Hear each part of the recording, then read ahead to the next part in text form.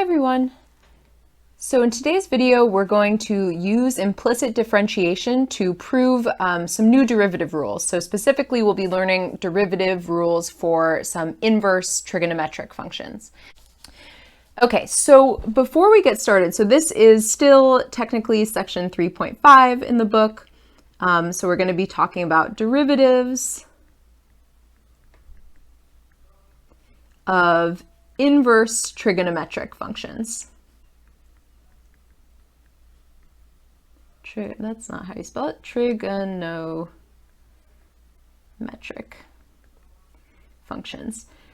So before we get into actually taking the derivatives, I just want to do like a very quick review on how inverse trigonometric functions work, because it will help us to be able to kind of understand how we come up with their derivatives. So this is a quick review. So basically, when I say inverse trigonometric functions, we're talking about things like y is equal to inverse sine of x. So I'm not talking about the reciprocal trig function. So that would be things like 1 over sine, 1 over cosine, 1 over tangent. The inverse trig functions are very different from the reciprocal trig functions. So how do inverse trig functions work? Well, basically, if you have a normal trig function, so let's say, f of x is equal to sine of x, you plug in an angle, and then the output is a ratio, right? It's a number between -1 and 1. So the way the inverse trig works is that you plug in a number between -1 and 1, and the result, the output, is an angle. So it's reversed. Regular trig, you plug in an angle, out comes a number. Inverse trig, you plug in a number, out comes an angle.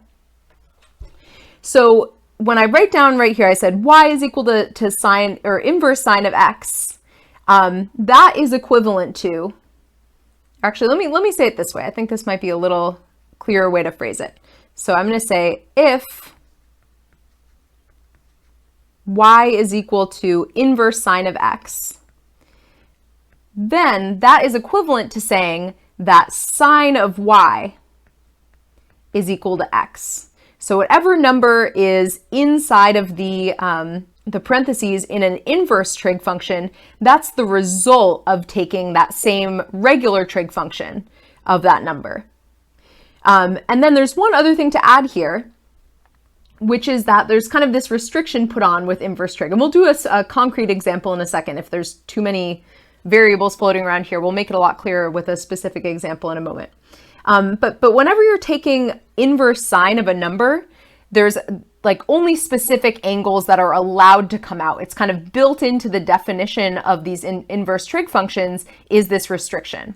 So specifically, whatever number you get here, so y, so that's the result of taking inverse sine of a number, right? That's an angle. Y has to be in the interval from -pi/2 to pi/2. So basically what's going on here, let's look at a concrete example. Let's say that you wanted to take inverse sine of 1/2. So what are you looking for? You're looking for an angle, and specifically, you're looking for the angle so that if you take sine of that angle, you get 1/2. But additionally, that angle has to be in this interval. So let me draw a quick sketch of the unit circle here to help us figure this out. So when you're doing inverse sine, you're specifically looking for angles that are in this part of the unit circle. You're looking for angles that are either from 0 to pi/2 or 0 to -pi/2. So what is the angle in that range that has sine equal to 1/2? Well, if we go to an angle of pi/6, right? So an angle of pi/6 has coordinates of square root of 3/2 and 1/2. And so because the y coordinate is 1/2, that's what tells us that sine of pi/6 is 1/2. So inverse sine of 1/2 is equal to pi/6. And the reason for that is because sine of pi/6 is equal to 1/2. And additionally, because pi over 6 is in the right part of the unit circle. It's in the right interval of angles. So just to give kind of a counterexample, it would not be true. So we could find a different angle on the unit circle that also has an x coordinate of 1/2. So for example, if we go to this angle here, so this would be an angle of 5 pi over 6. It is true that sine of 5 pi over 6 is equal to 1/2, but it's not true that inverse sine of 1/2 is equal to 5 pi over 6. And the reason for that is because inverse sine is specifically kind of restricted to only give you particular angles as your answer.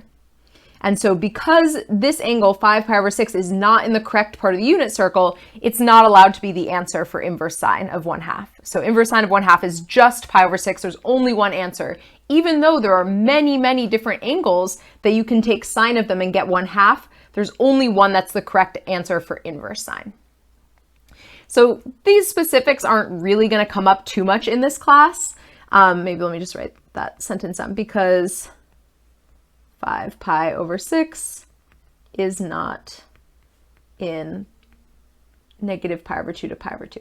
So these specifics are not really going to come up in the class, but I just wanted to mention them because the one thing that is going to come up is basically understanding this first sentence that I wrote down in blue. So understanding that if you have a number equal to inverse sine of x, that means that sine of that number is equal to x.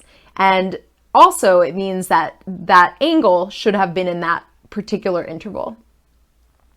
I just want to write down similarly the definitions for inverse tangent and inverse cosine, because they actually, so inverse cosine has a different restriction for the types of angles that comes out. So I just want to make sure you're aware of that.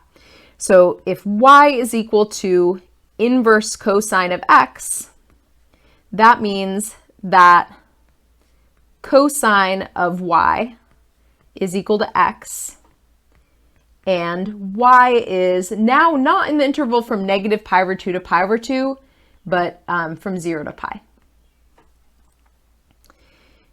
And then for tangent, or inverse tangent,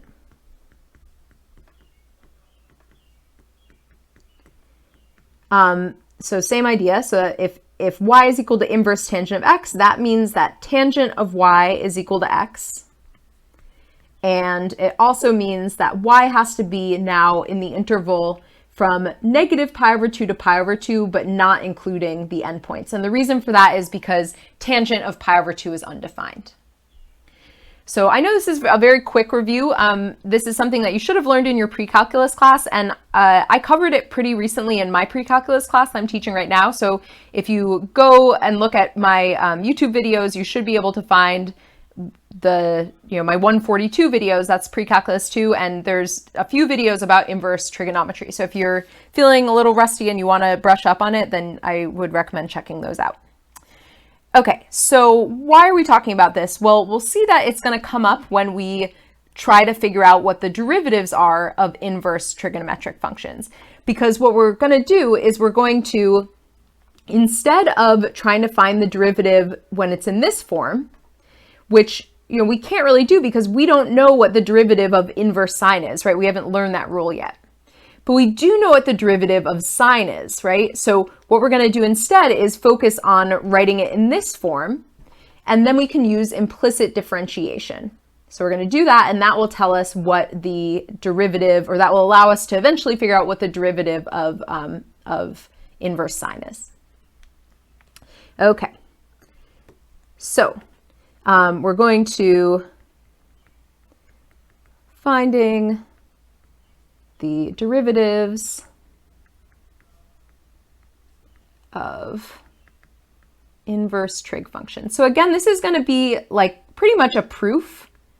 So I always like to just say up front, you don't need to completely follow every step of the proof in order to use these rules, right? So once we get to the end, it will be very clear what the derivative rule is. And then if you didn't understand all of this, that's okay. You can just kind of take that derivative rule in hand and move forward with it.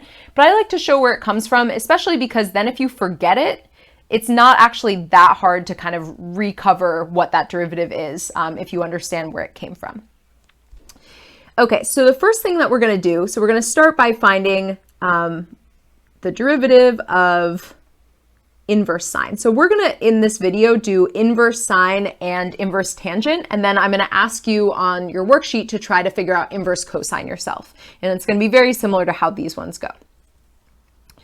Okay, so how are we going to do this? So we're going to start by writing down a function. So let's say that our function is y is equal to inverse sine of x.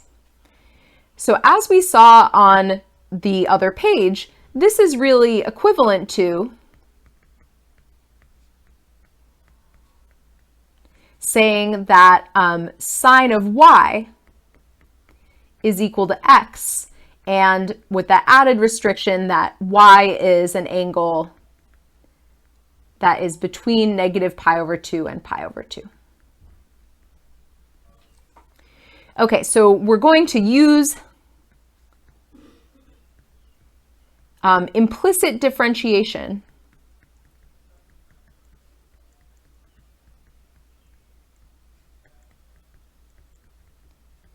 And we're going to use it on sine of y is equal to x. So we're going to take the derivative of both sides.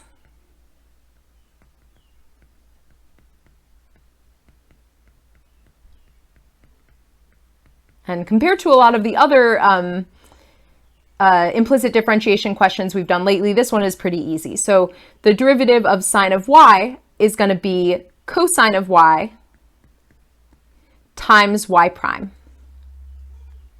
And then the derivative of x is just 1. And so if we solve this for y prime, we get y prime is equal to 1 over cosine of y.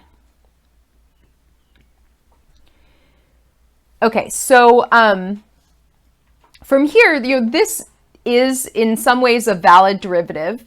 However, because our original, so if you think back to like the examples we were doing in the previous videos, the reason we were using implicit differentiation was because they weren't functions, right? They were kind of, the x's and y's were blended together in a way that they couldn't be separated. And that's not really the case here. Because our original statement was a function of x, y is equal to inverse sine of x, that is a function. Because it's a function, we should be able to find a way to rewrite our derivative as a function of x. So because our original function is, I'm being kind of redundant here, but it's a function of x. I guess I could say curve to be like a more general term, but because our original function is a function of x, its derivative can be expressed, and we just have to figure out how, as a function of x. So how are we going to do this? Well, let's look at like what's kind of our key? What's the thing that allows us to go back and forth between y and x? So if we look back to kind of what's the clearest relationship we can find between y and x, it's this, right? This is we can think of this as our key for translating between x and y. So if we're trying to get our function to have an x in it instead of a y the way it does here, we probably want to, instead of having cosine here, if we can rewrite it as something involving sine, that will then allow us to replace it with an x, right? We don't know that cosine of y is equal to x, but we know that sine of y is equal to x. So if we can find a way to rewrite cosine of y so that there's no more cosine, but it's written as something involving sine instead, that will allow us to then kind of make that translation back to x. So what are we going to use here? So we need to, basically what are we saying here? We need to translate this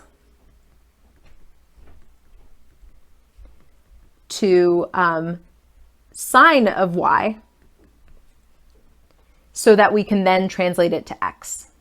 So what's the relationship between cosine and sine of an input? Well, there's a nice identity that relates cosine and sine, and that identity is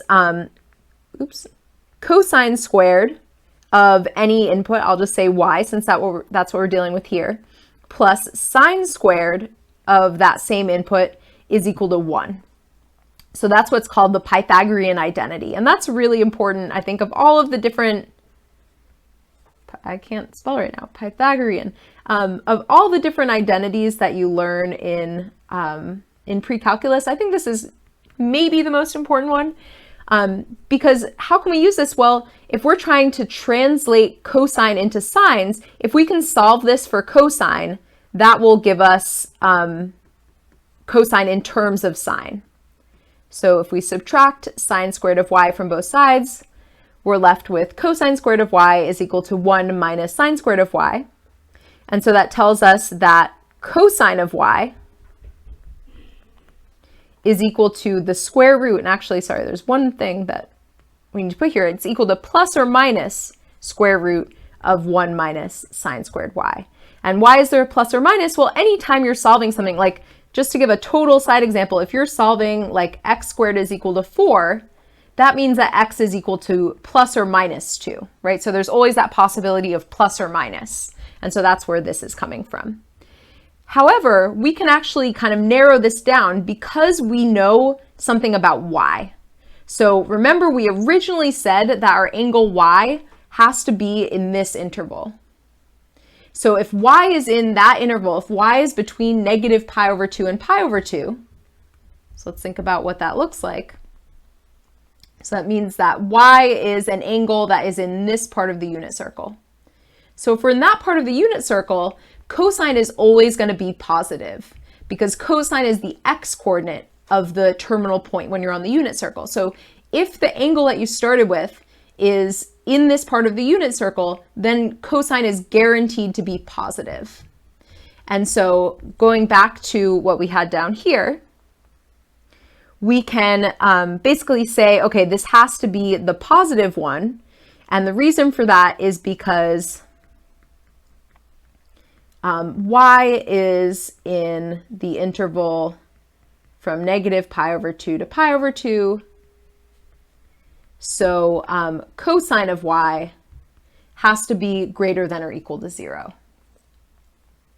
Okay, so what can we do now? So now we can take our equation up here and rewrite it as y prime is equal to 1 over 1 minus sine squared of y. And then we can go back to our key up here. So our key told us that sine of y is equal to x. And so instead of writing sine squared of y, using that key that we had up there, oops, sorry, I forgot something. There's supposed to be a square root here, right? So this was cosine of y is equal to square root of 1 minus sine squared of y. So because sine of y is equal to x, we can then replace that part with an x. So we're left with 1 minus x squared. So again, I know that was kind of complicated. There's a lot of different steps there, but at the end of the day, the important thing to know is that we have a new derivative rule. So that new derivative rule tells us that the derivative of inverse sine of x is equal to 1 over the square root of 1 minus x squared. Okay, so I want to do the same thing for inverse tangent, and it's actually a little easier. There's a little bit less involved with it. So let's do that one real quick, and then like I said, on your worksheet, I ask you to do the same thing for inverse cosine. And the inverse cosine one is very, very similar to this one. So then once we know what the derivative of inverse tangent is, then we'll do some examples of basically like, now that we have this new derivative rule, using it together with things like the product rule, the chain rule, the quotient rule, things like that. Okay, so one more example, and maybe I'll just do this on the same page actually. So let's now do the derivative of inverse tangent of x.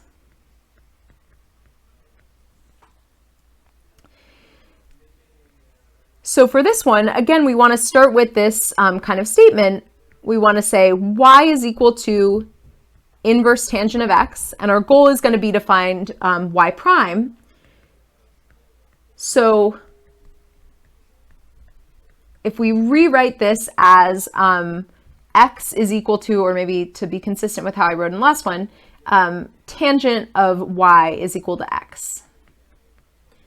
And then we have that extra kind of information that says that y is in the interval from negative pi over 2 to pi over 2, not including the endpoints. That part doesn't really matter to this. Okay, so we're going to take the derivative using implicit differentiation for the second thing that we wrote down, so this part, tangent of y is equal to x.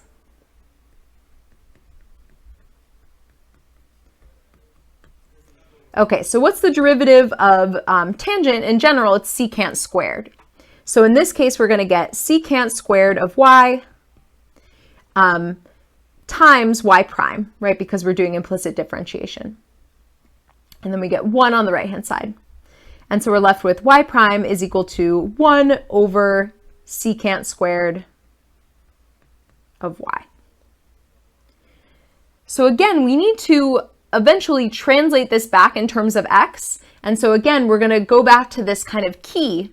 And so in this case, we need to figure out a way to go not from, the last one we were trying to go from, I think cosine to sine, right? Yeah, cosine to sine. And so this one, we want to go from secant to tangent because it's tangent that will allow us to kind of translate stuff back in terms of x.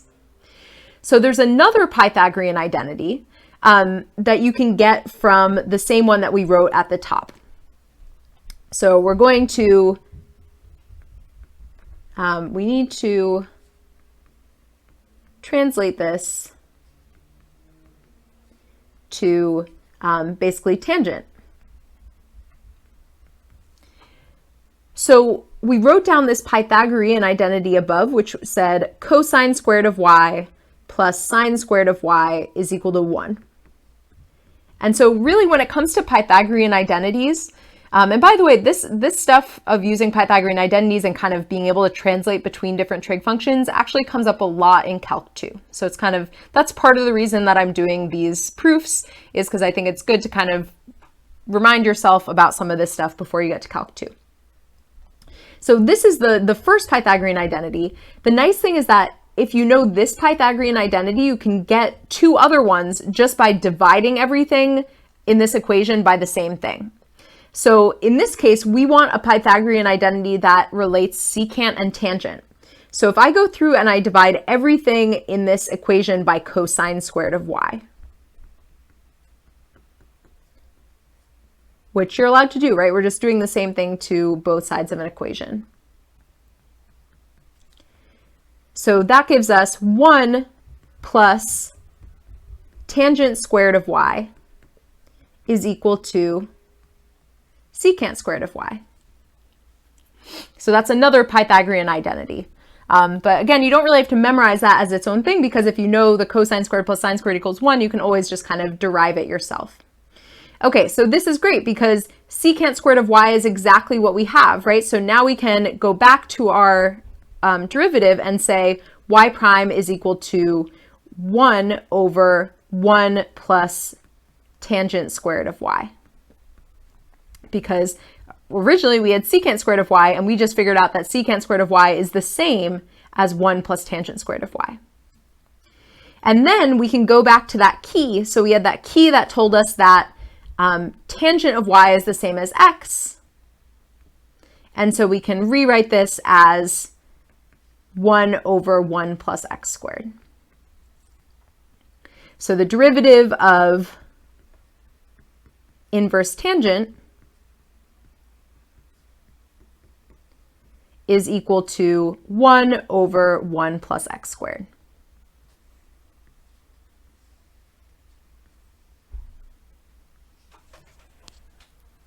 All right, so now that we have these new derivative rules in hand, I basically just want to do a couple of examples, just like practicing using them together with some other derivative rules.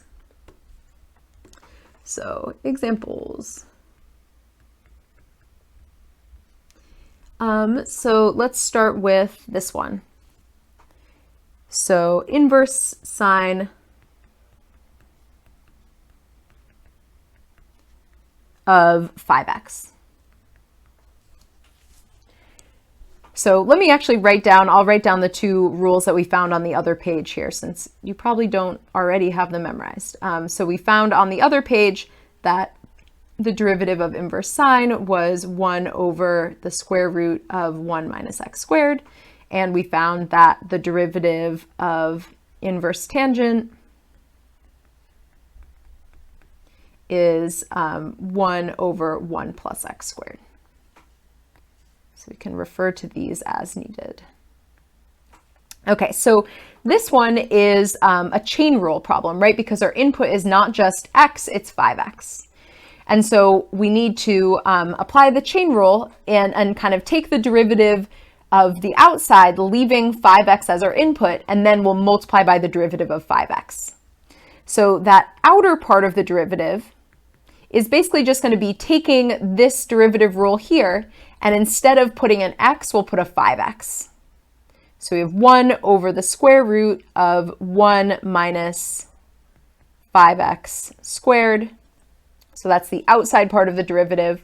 And then we need to multiply by the inside part of the derivative, which is just the derivative of 5x. And so the derivative of 5x is 5. So that will give us f prime of x is equal to 5 over the square root of 1 minus 25x squared.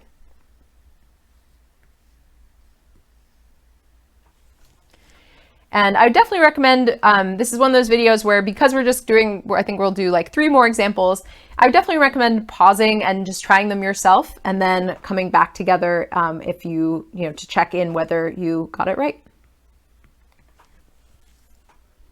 Okay, so next one I want to do is x squared, so let's call our function g of x, is equal to x squared times inverse tangent of x.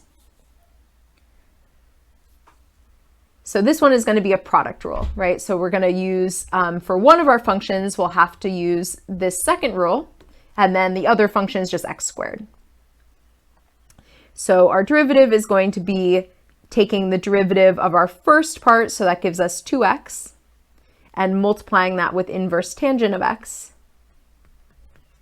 And then we'll, to that, add the derivative of inverse tangent, so that's 1 over 1 plus x squared, and then we're just multiplying that with x squared. So altogether we get 2x inverse tangent of x plus x squared over 1 plus x squared. And that's it. And a lot of these derivatives are not going to look super simple, just because in some cases stuff will kind of simplify, but a lot of the time, because these are kind of like complicated looking derivatives and involve fractions, don't be too surprised if your final answer still doesn't look that simple, even after you kind of do everything you can to try to make it look simpler. All right, a couple more. So let's do -3, so h of x is equal to -3 times inverse tangent of square root of x. So because we're just multiplying by -3, as usual, we can just kind of like keep that on the outside and multiply in at the end. So we can even just do something like this, say -3 times, and then we'll kind of deal with whatever's going on with inverse tangent. So for the inverse tangent part, we have to use the chain rule, right? Because it's not just inverse tangent of x, it's inverse tangent of square root of x. So the first part of the derivative is going to be using this inverse tangent derivative here, but we're going to be replacing x with square root of x. So instead of it being 1 plus 1 over x squared, it'll be 1 plus 1 over 1 over 1 plus square root of x squared. write that a little more neatly. So 1 plus square root of x squared. And then we have to multiply by the inside derivative. So the inside derivative is going to be the derivative of square root of x. So hopefully at this point we've done this one a lot, and I think it's a good one to kind of commit to memory. After you use the power rule and then simplify, you should get 1 over 2 times the square root of x. Okay, so this one we can do a little bit of simplification. So we end up with -3 times, so this first one is 1 over 1 plus x now, right? Because the square root of x squared gives you x. And then here we have 1 over 2 root x. And so now we can just kind of multiply all this stuff together. So we're going to get -3 in the numerator.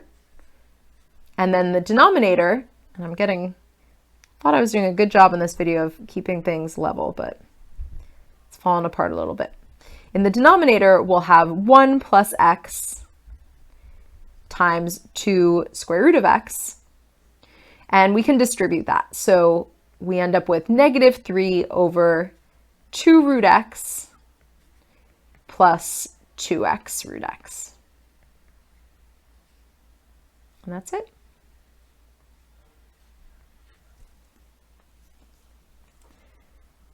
All right, one more example.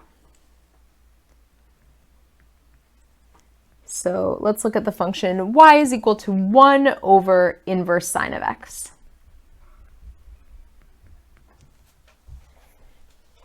So there's a couple different ways to do this. You could use the quotient rule, or you could use the chain rule. And I'm not exactly sure which one's going to be easier off the top of my head.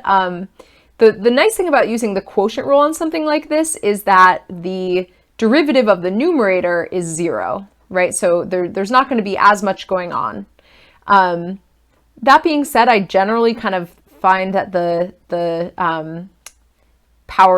chain rule is a little easier. But maybe in this case, let's go with the quotient rule. I think that will end up being a little easier in this case. So the quotient rule says we take the derivative of the numerator first. So the derivative of 1 is just 0. And so we don't even really care about what else is here, but I'll just still write it so that we kind of know where it came from. So we had 0, so the derivative of the top times the bottom, and then we're going to take the derivative of the bottom. So that's 1 over square root of 1 plus x squared, or sorry, 1 minus x squared. And then we divide that by the denominator squared.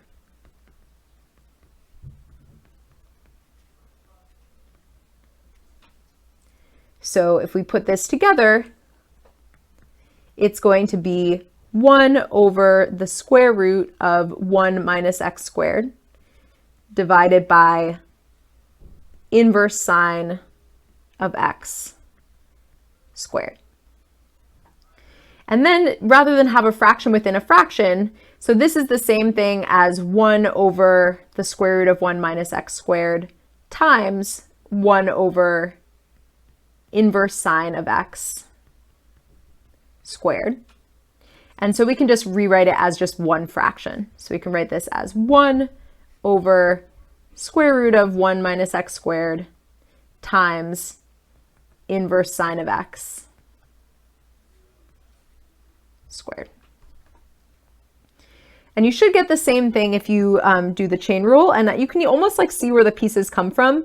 So if you were to use the chain rule here, you would want to rewrite your original function, and this is going to be kind of confusing looking, but if you were to rewrite this function as inverse sine y is equal to inverse sine of x to the -1. And the reason I'm saying this is confusing is because these two -1s mean totally different things. This -1 means inverse, like an inverse function, whereas this -1 means to the -1 power. So it looks like you're kind of doing the same thing twice, but it's actually like completely different meanings. So if you were to use the chain rule, you would end up with, basically that's the chain, if you use the chain rule, doing the outside derivative is where you would get this part from. And then this part comes from the inside derivative, the derivative of inverse sine. So I would encourage you to try that if you want to kind of verify for yourself that it comes out the same. That would be a fun thing to try. All right, so that is it for today. So there will be some more examples for you to try on today's worksheet. And yeah, that's it. See you next time.